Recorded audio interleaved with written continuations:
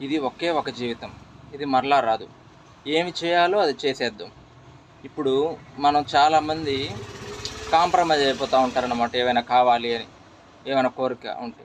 అది నిజంగా మంచిదైతే వరకు మీరు చేయండి, ఇబ్బంది లేదు.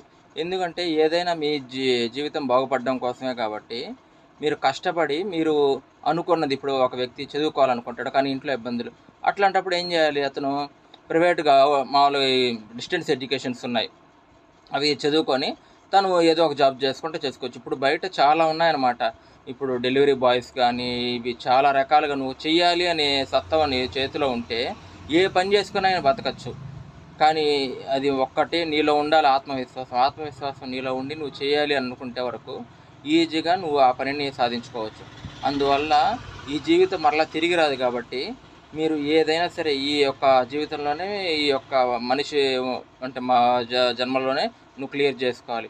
అందువల్ల కష్టపడితే మాత్రం గ్యారంటీ ఏదైనా సాధ్యమవుతుంది. అందువల్ల దయచేసి ప్రతి ఒక్కరూ కూడా వాళ్ళు అనుకున్నది పూర్తి చేసుకోవాలి. వాళ్ళు కొంచెం కష్టపడాలి. అదొక్కటే నేను